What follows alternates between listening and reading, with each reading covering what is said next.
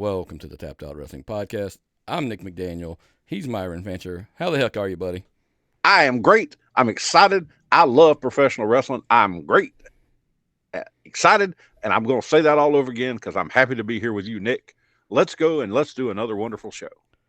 Yeah, man. I mean, looking for those just under concern, this is me. Going through a belated 50 puberty again, so my voice is dropping again. So that's what this is. That or just, at 50, I've decided to develop sinus, an allergy. So You got who sinus. the heck knows? My baby got sinus. It's just, I have no idea. But, hey, man, look, we were going to talk about a topic. And I was going to put it out there. And I thought to myself, I said, why would I put something behind the paywall? And then why would I turn around and put it out there for everybody to hear? Because you know why? If you want to hear it, you should go to our Patreon, patreon.com/tappedoutpod. Go on our YouTube like Myron did, right, Myron? And watch it on, Yes. Oh, yes. You got to go in there, folks, and get in that YouTube. Not just subscribe. Now, subscribing is great. Subscribe, but if you join that special club on the YouTube, you join that Patreon, you would have had access to Nick's secrets. It was a crazy one. Yeah. So patreon.com/tappedoutpod. Become a member over on YouTube. Like I said, like the page, subscribe to the page, turn your little bells on. The big one though is become a member because we are starting to. Well, we've discussed on this week on the Tapped In show some changes. We actually addressed it, so we're going to address it here real quick. Some changes coming over the next couple of weeks where we're going to basically get Myron back in the game a little bit on the indie scene, getting to promote some of the shows. So we're kind of going to split it up a little bit where the Tapped In Indie show, we'll probably talk a little bit AEW and some other big news, something that jumps out. Kind of helps us alleviate being so far behind on AEW when we record, because we record before it airs, but it's released after, so it just feels like we're way, way behind. So yes. that will alleviate that, but then it opens up the doors so we can just be a little bit more creative. And by the way, the hope is we're going to pull back a little bit and do a lot of the deeper dive stuff where we do conspiracy theories or just, crazy fantasy booking, all that kind of stuff behind the paywall there. So that's kind of our plan moving forward. So it is an adamant thing that you got to make sure you're turning that little bell on because you never know when stuff's going to drop now. That's for sure. Well, Nick, you're like that. You're like our buddy Sam's Kraken. You got your tentacles into all these secrets and stuff. How do you do that? How do you know all these things? Just luck. Just luck. Just luck. Hey, and I actually want to do something that we don't normally do. I do want to talk a little bit because I got some stuff after the indie show, and I really like these guys, and I want to make sure they get a little bit of a love. For one, this Sunday, Southern States. Did you see Chip Day is wrestling TJP? Oh man, that should be outstanding. Right there at Steady Hand Brewing. That is on Sunday. It's 1611 Ellsworth Industrial Boulevard. That is in Atlanta. Again, Steady Hand Brewing Company. That alone is going to be worth the price of admission. I can't even imagine how wild that's going to be. I'm having the wife's family to the house. I know. The entire family. Not just a couple of people. She has 3 sisters and they're all married with children. Well, and yeah. So I hope y'all enjoy that, and footage of Chip Day and TJP gets out so I can see it. I'm also going to have to miss all the great shows on Saturday too. Bullpen Wrestling, which is something I'm missing out on totally. Are you going to get to go to Disruptor? Yes. Yeah. So I'll be at Disruptor for sure. At this point, I wanted to try to do Viral. It's just scheduling conflicts and stuff like that. I mean, look, there's so many. Like I said, there's so many that we even miss. We've always told the guys, all the promoters and stuff that are out there, if you send us your stuff, we will go out of our way to get you on and get you some airtime. And Justin Legend from up at Classic City, look, he missed the deadline, but I'm still going to show him some love here. Yeah. I don't know if you've noticed. Quietly, I don't think he's quietly anymore. Owen Knight has put on a massive run. Yeah. And him and Adam Priest put on a match that when it comes out on video, 1,000% you're going to want to check out. I mean, just absolutely. And this was what was cool about this show. This was a Nashville show. They weren't here in Georgia. They were actually up in Nashville. Zach Mosley, Matt Sells, two of my favorite were on the card. Yeah. And I think it's just something so unique with this band / wrestling show combination thing they do. So when you see Classic City get up there, like they're Athens, they do Atlanta shows, now they're doing Nashville, they've done Macon shows. So just kind of give them a follow on social media so you make sure you don't miss them. I'm very excited. I moved my daughter into her apartment in Athens this weekend. Miss Southern Fried because of it. But with her being in Athens, I'm going to go see Classic City and the Turnbuckle at Callie and Tito's. Very excited for that. Now, Friday, I am going to be out in front of my neighborhood, camouflaged, hiding in the bushes. You're going to ride by slowly and open the door, and I'm going to dash out and get in your car, and we're going to go to Rumblejack. Okay? I don't know with that boot you're dashing anywhere. I'm going to hop. Now, I've got another brace. It kind of makes my foot hurt. I saw it. Yeah. So we're gonna try to get me in your car, even if you have to open the back hatch and I jump in. Just let me drop the back seats. You can run and just kind of like jump in. I'm going to run and try to hop in, and we're going to get up to Canton and go to Rumblejack because that's one of the biggest wrestling events in Georgia of the year.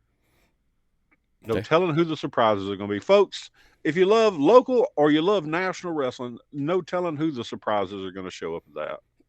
Yeah, there's already been some drop. There have been some name drops already. Check them out on Southern Honor, and you can see a list of all the things, the names they've already dropped in. Like I said, it's a virtual who's who for sure. But, man, look, we got to get into it because, man, SummerSlam happened. Massive show this weekend. Nick. Yeah. It's just from top to bottom. I don't think too many people were disappointed in the least with the show. I didn't see too many people complain at all. No. But our great debate, Nick, who was right about the ticket sales? I mean, according to my math from the WWE, they sold more tickets than they had, so I win. Well, but I also have from WrestleTix they didn't distribute but 55,000, so they got close. That ain't 56. So, since you're driving me Friday, I'll buy you some I'll buy you 2 bags of M&Ms and a couple of bottles of water. But look, I still say I won. But listen, look, I mean, we're being facetious here, dude. 55,000, 50,000, whatever that number really is, it's probably 50. That stadium looked full. Yeah. There were some empties up in the top, and that's okay, by the way. It's still 50-something thousand people in that, that stadium. So I by no means am knocking them for that crowd. So don't get it all like, oh, Nick's crapping on them for, 55, 52, 50, doesn't matter what the true number is. That, my friend, is impressive. Okay. However, dare I say, do you know who stole? We'll take the obvious out. Okay, we all know who stole SummerSlam. Like, he had his moment and all that kind of stuff, and it was heads and shoulders. I get it. The secret just that jumped off the page at me, Austin Theory. How good did he make Jelly Roll look? Holy shit. He sold that. How did he get that high? I mean, there ain't no way that fat bastard picked him up one-handed and got him that high. He did. He wasn't a hot dog. It's still real to me, man. He got him up there and he slammed him. But my favorite part, though, of all time, that's Robert Goodson. He just got his eye. Robert Gibson, he just got his eye fixed. Gold. I didn't even have to pee, and I almost peed my pants, Nick. That was the funniest shit I ever heard. Okay. No, I'm not lying. I'm not disagreeing in the least. Kudos for them. Potential show stealer. But I just had to say, like, what does it say about Austin Theory that they put him in that position to make Jelly Roll look good? Yes. And he did it 100%. He nailed it. 15 knuckle shuffle too. Absolutely. Yeah, the kid did it. Okay, they put the kid in a spot where you had to get over a national artist on a big show, and he did it. Congratulations, Austin Theory. Atlanta, we all love you. Okay, so what else about the show did you like, Nick? Should we just start with the obvious? I guess. I What mean, didn't you like, Nick? Actually, there was let's just start it nothing. with the easy. I won't lie to you. There was absolutely nothing on the show that I did not like. Here's the thing, Myron. I mean, I haven't done it yet. I know of one. I still technically, I was like, I wasn't 100% wrong, but essentially we went 100% on the predictions. The only one I, went out on a limb and tried to say was I thought, Tiffany Stratton would cash in on Nia Jax and try to win. Yes. She didn't. She joined her, etc. But Nia Jax did win. But all the others, and here's the thing, I know how many times in the past have we said between ourselves, oh, it's so predictable. Yeah, because it makes sense. Yeah. And I looked at them all. I analyzed all the victories by which one was good for the company, which one was good for storyline. And they all were the best choices. Okay, when you think about it. Drew McIntyre and CM Punk, that's the best setup to continue a story and set up other storylines. Okay? I thought last night on Raw, I thought for sure I was going to get Seth and Punk. And I wound up with that Bronson round Reed. fellow okay, how jumping smart on was top that? of Seth. I loved it. You want to make a swerve? You want to swerve somebody and put somebody over? That's how you get a guy over. I think they still want Seth versus Punk at Mania. Yeah. They didn't get it last year, so they want it next year. You got to put somebody in front of Seth, to keep him distracted until, we get back around. Because, look, there's still money in Drew and CM Punk. You put a cork in it, and you use this Drew and Punk thing for a little bit longer until it's time to milk the Seth. You'll get it. And it's going to be even bigger if you let it steam for a while. Yeah. So I will say this. I shouldn't say there was absolutely nothing. And I didn't even dislike it. It felt like every match was like a title match. Oh, and yeah.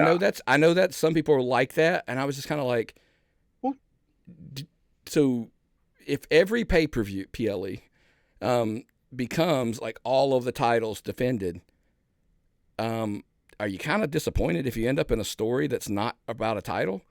Because you're like, all right, that means we're not going to get on a PLE because we're going to be, we're not fighting over a title.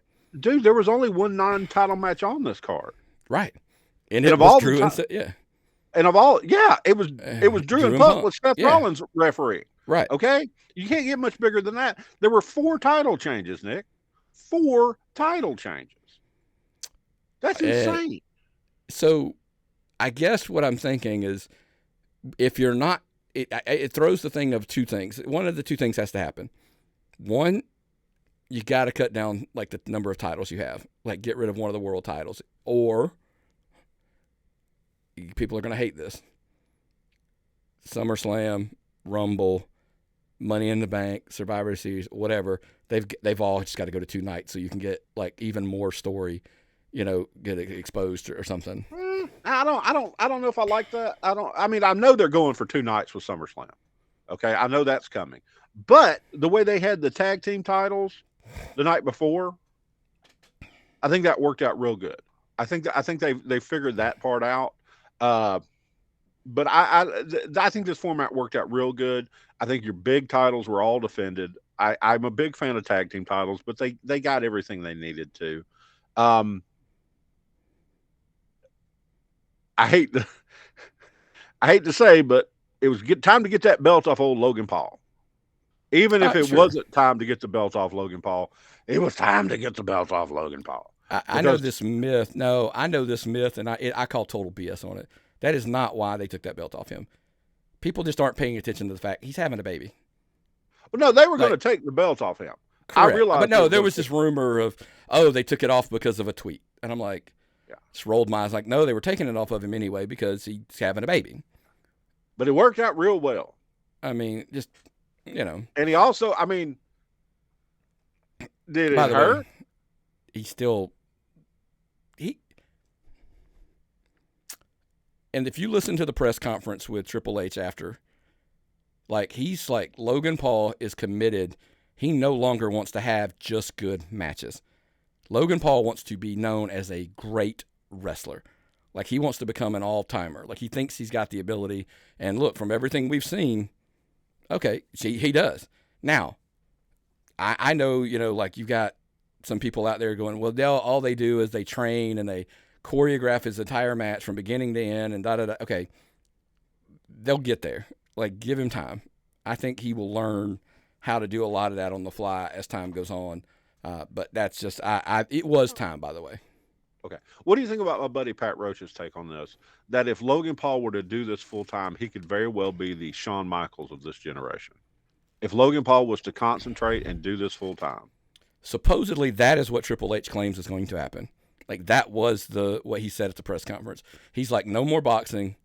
Like, no more fight. Like, he's literally going to be a wrestler. He's going to obviously still do his businesses and his podcast and stuff. But, like, this is all, he's all in. He wants to be a great wrestler. And I'm like, dude. Keep his mouth shut enough. Don't care. The company, it doesn't work that way, Nick. Okay? He has to, if he's going to stay on the roster, he's going to need to fit into the mold that he has to fit into. Okay, because these people so can't. So you're saying that about a company who has Dana White as an executive. I get that it's not apples to apples. I'm talking about product. Okay, WB has a more controlled product than AEW, and I think that's one of the fundamental reasons why they're more successful right now. Say that word again. Fundamental. Okay. Sometimes I slur because of my false teeth. Okay. Here's why I disagree. He said it. He said what he said. And then Triple H sat up there at a press conference and said he believes he's going to be one of the greatest wrestlers. Like, if he puts his mind to it, it wasn't like he waffled and dodged it, whatever. No, he said, boom, like, he's going to focus and he's going to, and he's going to become, I think, one of the all-time greats. So, I mean, he didn't dodge it. He didn't dig. Okay, but we're not going to talk. That's not this show. I don't talk about stuff. I don't talk about controversies. Yeah. I just think he needs to learn, if he's going to be a WWE superstar, he needs to be like every other WWE superstar. That's just the fact, in my opinion. Speaking of really good WWE superstars, Braun Breaker. Make that man. I don't think Sami Zayn needs a title. Sami Zayn's an underdog. You don't put a title on somebody who's a perpetual underdog. But Braun Breaker is a made man now. What do you think? Is he Is he ready? Is he ready? Is he a superstar? He's still young. He's probably too young to say he's a made man. I think he's freakishly athletic. Absolutely. Yeah. I think he's got, but time will tell. Like, got to stay injury free. He's so young.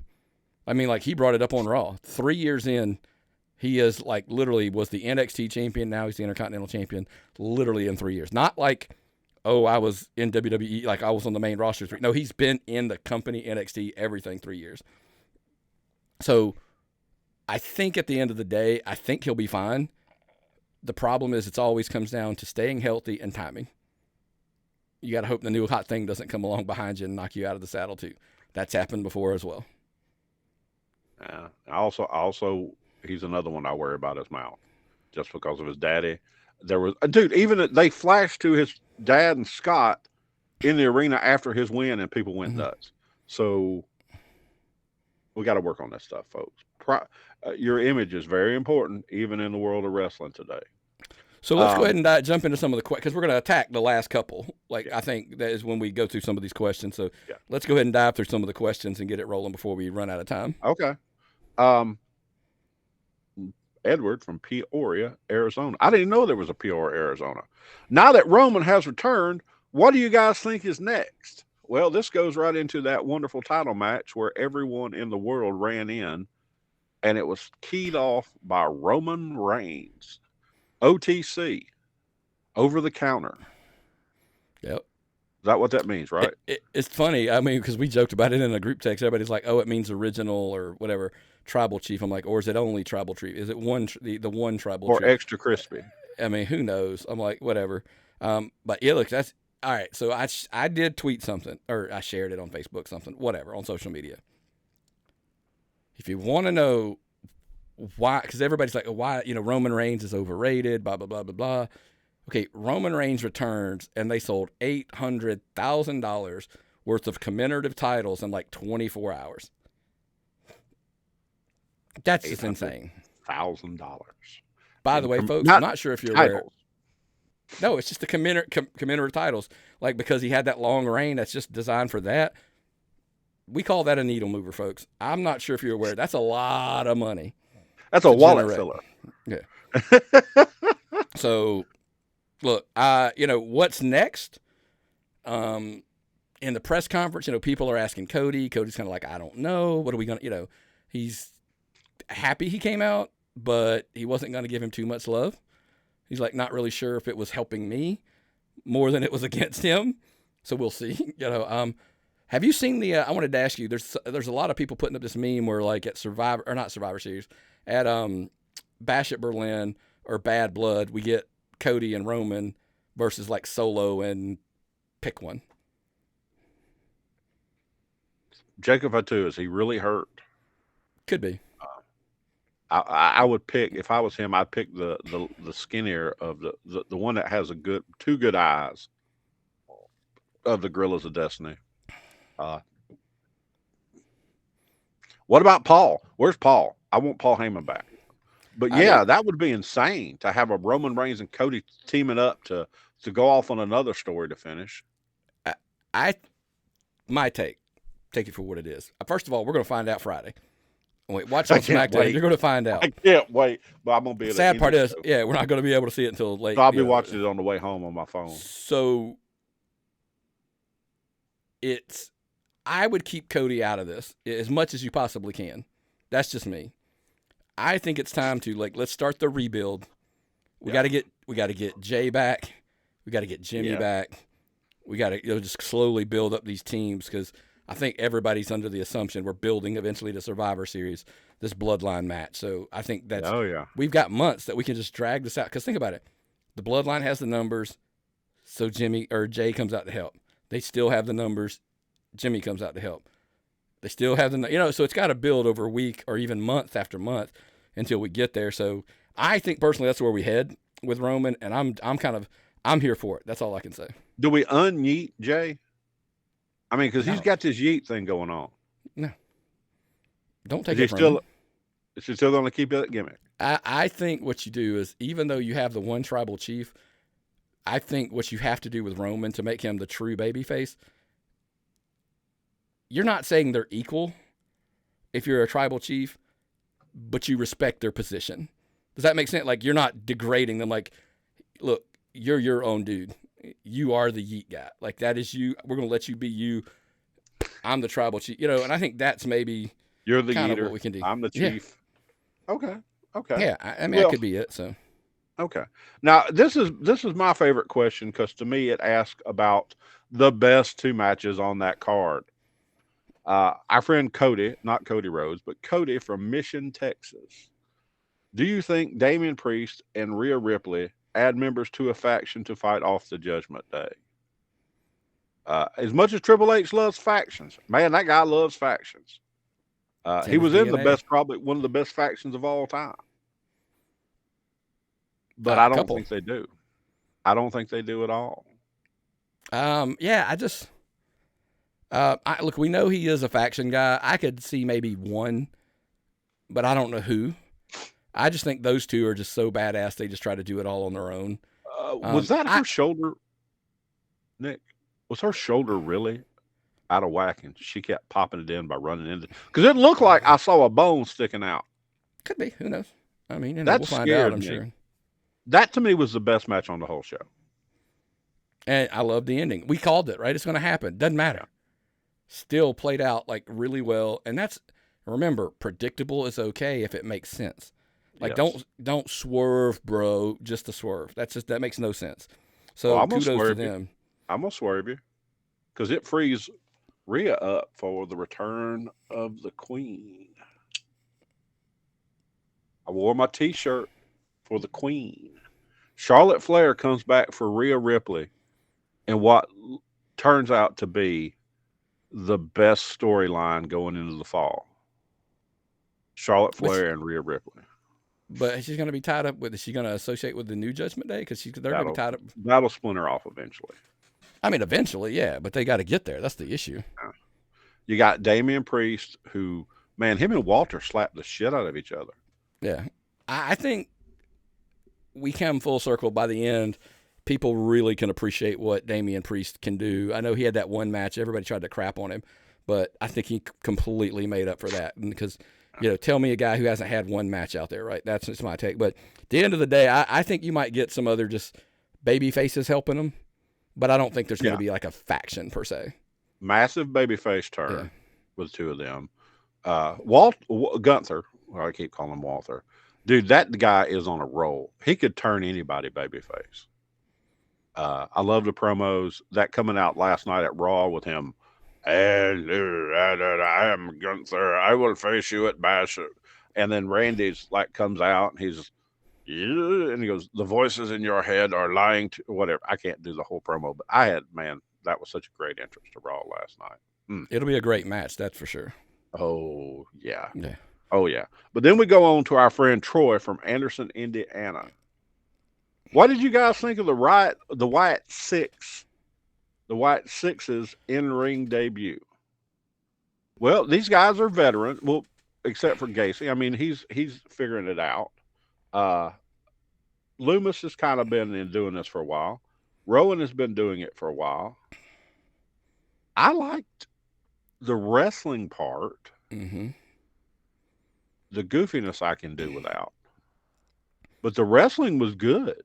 What I really loved about it, I loved it because they've adapted their moveset and their movements to fit this new character versus trying to like, hey, we're still going to wrestle the same way we always have, and we're just going to be these different characters. So that was a huge, huge plus for them.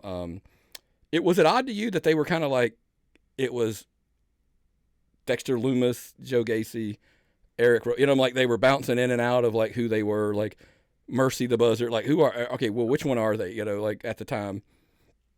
But here's the thing, people are going to laugh at this. I don't really care. I just don't. Like everybody's like, oh, dude, I don't care. I was not as disappointed as I thought I was going to be when they actually got in there and worked, because they did take the mask off and they actually wrestled, and then they adapted that. So I was afraid if they tried to go with a full mask and everything, that it could, like the goofy factor could go too far. Yes. I liked Eric Rowan's performance. I've always been a Dexter Loomis fan. I never thought he got the right gimmick or storyline he needed. This is perfect for him. Gacy could really shine in this. Those tag team moves where Loomis got powerbombed, the move where Rowan helped out with the dive and smashed the guy down onto the guy in the ring. Yeah, I think it worked out real well. I think it could work out for these guys. Maybe it can make them into stars where they should have been. But as far as, I don't like the gimmick. Here's what I liked, and I want to see if you agree.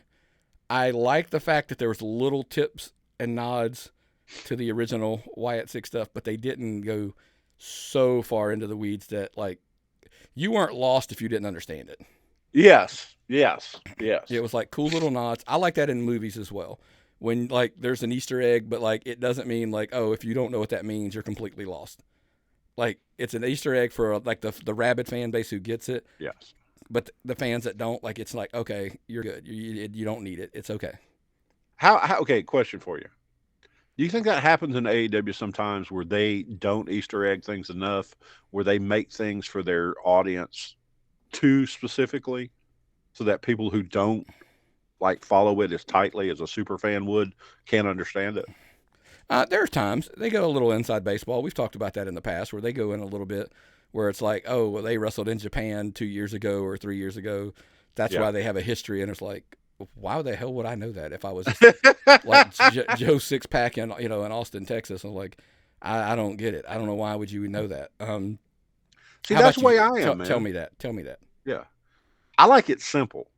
I don't like to have to think about things when I'm watching wrestling. I like to say good guy, bad guy, action, story. I don't have a problem with it if you just tell me. Yeah. If you're telling me, if it's all based on the fact that they have a history from 3 years ago in Japan, hey, ask Japan, can you get us some clips? You can show some highlights. You can explain it.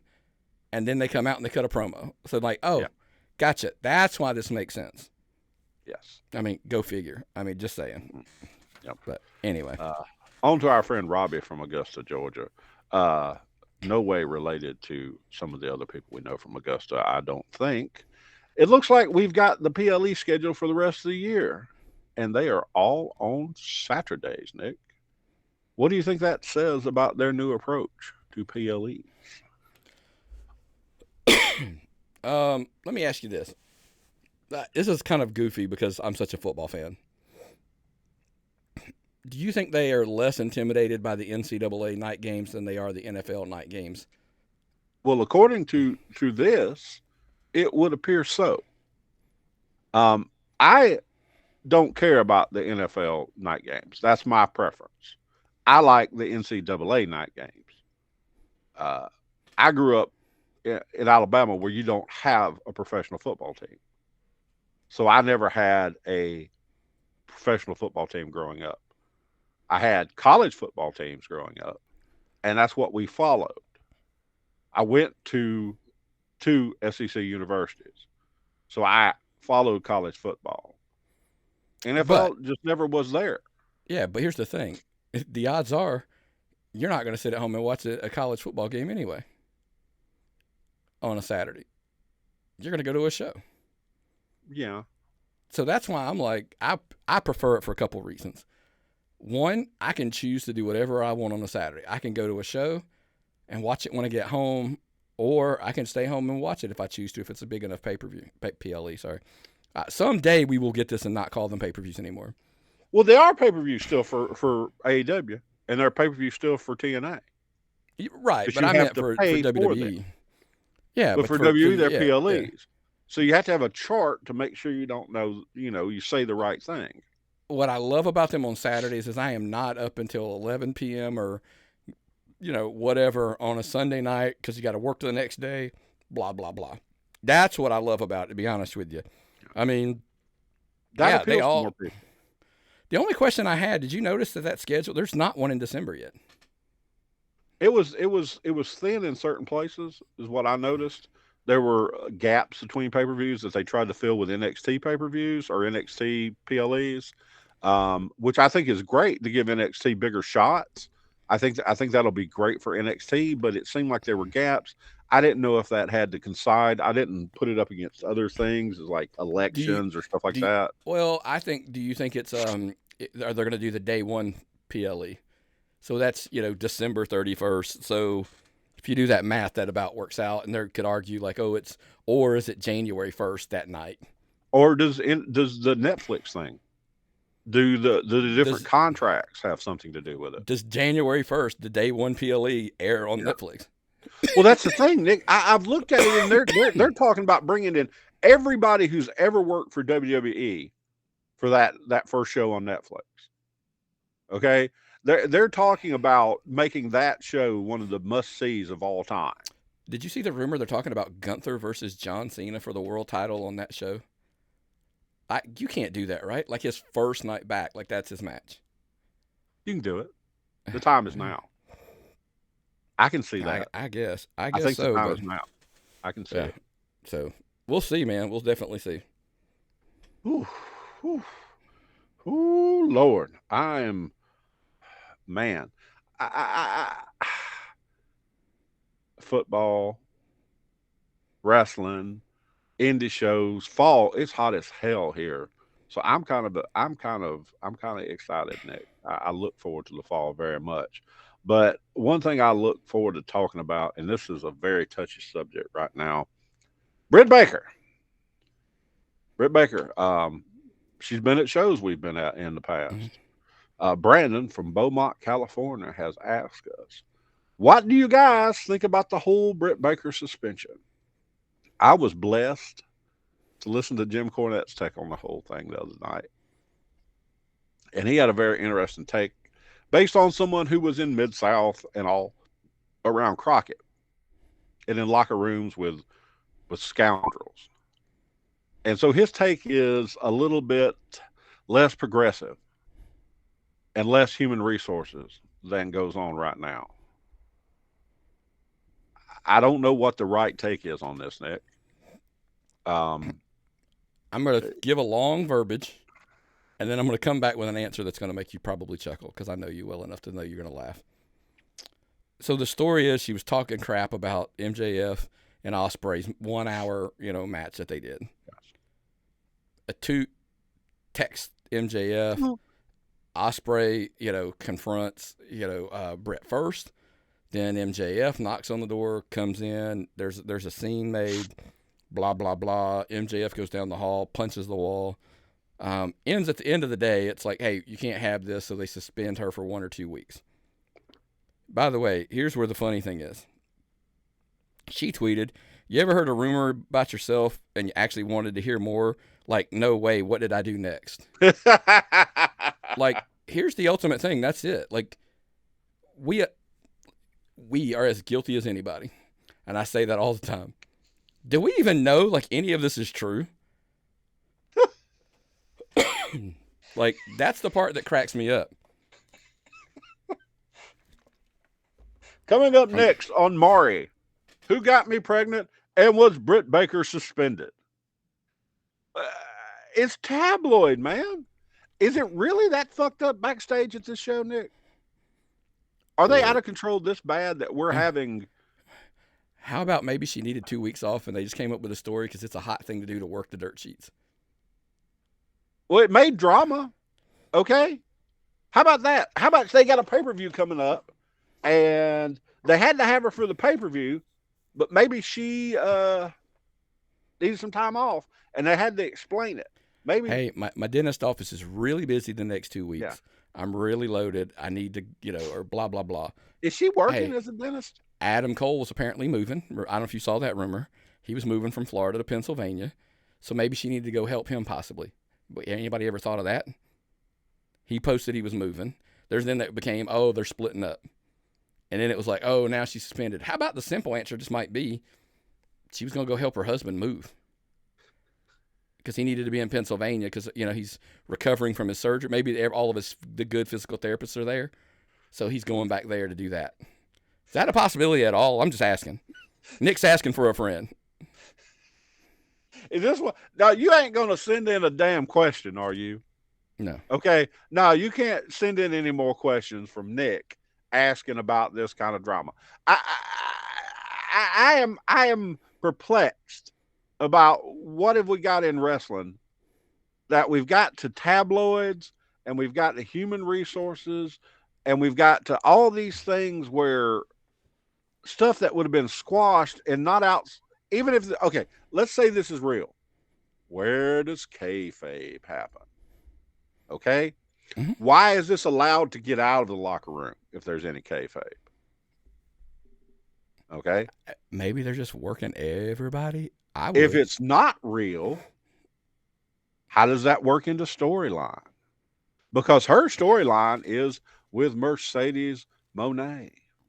Maybe they needed to resuscitate Mercedes Moné like they did PCO with some electricity because Mercedes Moné is as dead. So how about MJF's a heel? He's dating a toot. When Cole comes back, there's already a built-in story that he did some stuff to his wife, like he got like he had to be confrontation with her, because at one point those two were supposed to have a thing, and he got hurt. Remember, they were the best friends thing, and they got hurt, so that didn't happen. So could you just be playing everybody to set the table for the feud when Adam Cole can come back? I may have to call in a lifeline and ask our friend Jay-Z Flair what he thinks of this whole thing. He's had a negative view on this whole situation ever since it came out. But let me ask you the fundamental question about the whole thing, Nick. Why would you complain about a 1 hour Broadway lasting 1 hour? You didn't like it. No, but it's going to last an hour and take up an hour of TV time. Here's the thing. Maybe she didn't like it from the by the way, again, we're assuming all of this is legit and happened. Or let's say it happened. How about it's because they went an hour and they took up a whole lot of TV time that nobody else is getting on there for? I mean, look, I'm not saying she's right or wrong, but she's got a point. Like, hey, they wrestled an hour. That's how many segments that we did not get anybody else out there because those two guys went out there for an hour. Wasn't that the best thing they've done for ratings in forever? Yeah, but my point, you didn't like it either. No, I didn't like it, but you knew it was coming. You knew you were going to have a 1 hour Broadway. You knew you were going to have a 1 hour match. Well, she knew. We didn't know, but she knew. Well, no, they had a time limit on it. Right, but just because, well, I know, but she didn't. She probably knew because of the format told everybody they were going to go an hour. So what I'm saying, we did not know that. We didn't know when they started that match, like, hey, this is an hour Broadway. They always have the times on them, so it could have been, hey, it's a 1 hour time limit, and they wrestle 15 minutes and it's over. So, but my thing is, yeah, she knew they were going to because the format said so. That's what doesn't make any sense of like, but her legit argument could be, not, it's just a simple like, hey, they're taking up so much TV time that other people should be getting and they're not. That could just be that simple. Why is somebody saying shit like that backstage that big a deal where people are punching things? Okay? Seriously. Why is that big a deal? Who made this into a fucking mountain when it should be just a molehill? Sure. Why didn't the two just slap the shit out of her? Would that not have been the appropriate thing to do in a wrestling locker room? Look, I don't know. I don't know her wrestling abilities. But I'm just going to go under the assumption that probably would not go well. I think Britt Baker might put a good old-fashioned ass whooping on her. That's all I'm saying. I don't know this. Just an assumption. So it could be that simple, Myron. Maybe I need to be wearing like a Fred Flintstone outfit. I'm so outdated. But I just don't understand any of this, whether it is true or false, or they've got Russo backstage writing this stuff. I mean, seriously, could Russo? I mean, this sounds like Russo, like somebody has like stuck a bug in Russo's ear and is copying his brain. It just screams somebody who's trying to work on the boys, work in the sheets, and all that kind of stuff. It's all if. By the way, we keep saying, dude, we're not saying that like we're above this. Like this stuff happens. We've been told stuff, and it's like, hey, we got work, dude. It happens. Stuff happens. It's okay. But look, if we had like last week, I'm not going to go down the rabbit hole of what it was. If by chance you want to hear that, subscribe on YouTube, like the page, subscribe, turn your notifications on, become a member because that's where it was behind the paywall. The big thing last week is also on our Patreon page, patreon.com/tappedoutpod. Of course, there is the podcast. It's on all audio platforms, Amazon Music, iHeartMedia, Apple Podcast, Spotify, etc. Subscribe there, man. Leave a 5-star rating and review. We greatly appreciate all of that. But look, it's a lot of stuff going this weekend. It's gonna be fun. I know you've got your hands tied a little bit, so I'm gonna have some fun. I hope this weekend, and I'll have a brownie for you. At Tannery Royale. Yeah. Say hello to the nice waitress. Make sure we tip her. She's very nice and takes very good care of us every time we're there. I don't know her name. I just refer to her as the nice waitress who's always very nice to us. Yeah. Great place to go see a wrestling show, people, if you've never gone before. I am having an outfit sent to me for the wedding from Sam Skaggs as Taylor, so I can look as slick as he does whenever he's on the news. How does he get on the news every week down there? Because he's a player down there, man. Because, I mean, I know he's got a big promotion, but, man, he's always on the news wearing some kind of fly suit. He's a player, that's why. I wish I had enough hair for a mullet, man. I could look just like Sam Skaggs. I could run an entire town down there. So be on television every week. Well, check us out, man. Like I said, come find us. We'll be at Rumblejack on Friday, Disruptor on Saturday at Tannery Row Ale House. So absolutely, if you see us, come up, say hey, how you doing, all that good stuff. We always have fun, man. Anything else before we get out of here, brother? And whatever you pray for me, because I have not done a family event like this since I quit drinking, and so I don't know if I will be able to not be a jackass. Put in the effort. Which is one of my final strengths left in life. one of the few things I'm left good at is being a jackass. So, Well, good luck with all that, man. But that's going to be fun for you. I'm sure I will. Like I said, I'll try to have one for you. you enjoy yourself. I absolutely will. Well, what's the old saying, brother? If I've got nothing and you've got nothing, what time is it? It's time to tap out.